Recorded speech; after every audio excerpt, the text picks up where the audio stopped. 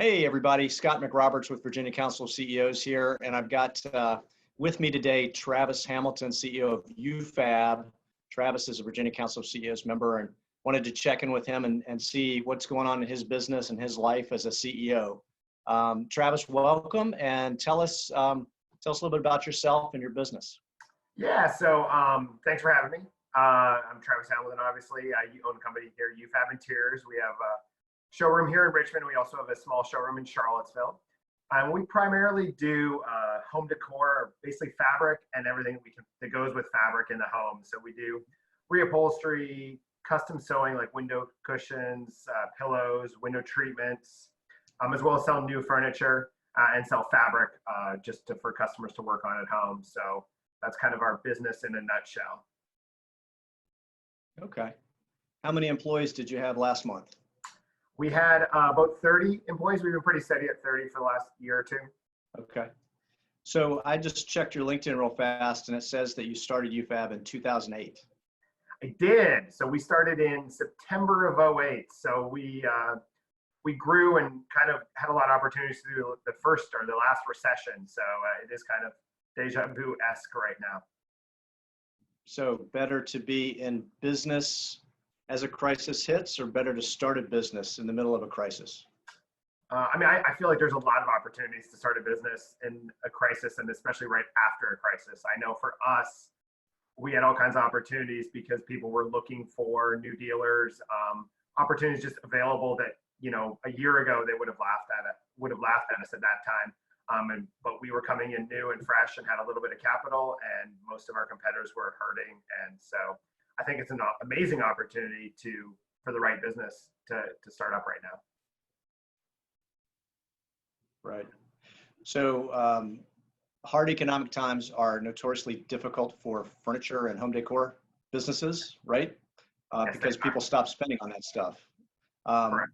How has this, we're going off a cliff here. This is not like the last recession. This is all of a sudden, it's here. So how has that affected UFAB? Yeah, it's interesting. I mean, we went through the last recession. I was in furniture before, and our sales were down in 2006, 40%.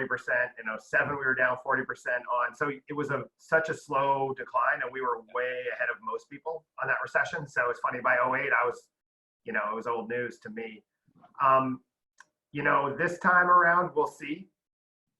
We have a lot of work in the pipeline. We had a lot of work. We're having a banner year. We were up almost 30% coming into this. Wow. And we still have a lot of good work in the queue. We still have a lot of commercial work that seems to be pushing forwards. So I mean, I'm cautiously optimistic. I think we're kind of in the middle.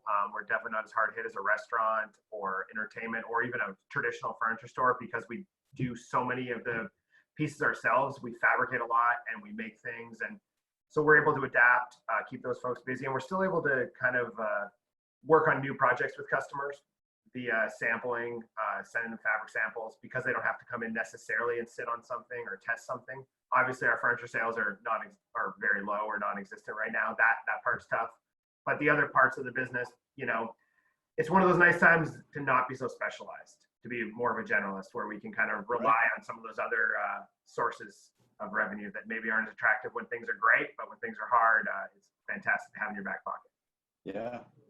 So I saw somewhere that you have a new line of business that's related to this health crisis. Yeah. So on Monday night, and what's that? Late in the evening, a neighbor of mine reached out to me that's a nurse administrator at VCU, and asked if we would be able to make masks. And I said, I think we could probably do that. She said, how many can you do? And I said, figure we got to be able to do 1,000 a day.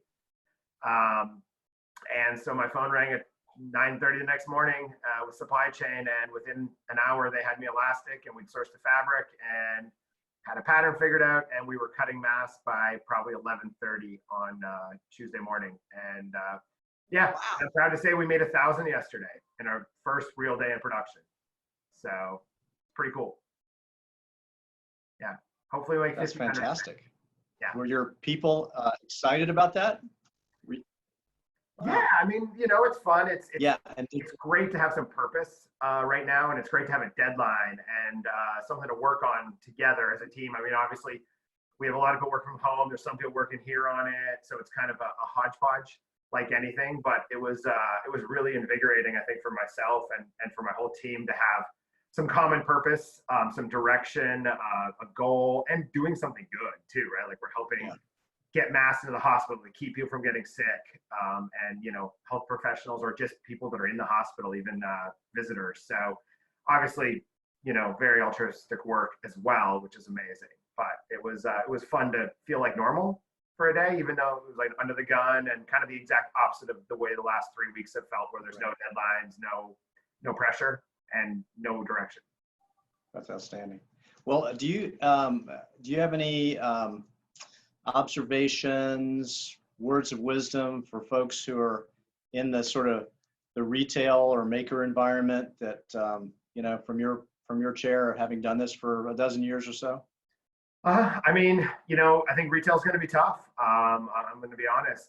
The makers, I think there's a lot of opportunities coming as we start to. So what we've seen in our business, we've done a lot of quoting the last few weeks with people kind of maybe a little nervous to pull the trigger right now, which is completely understandable.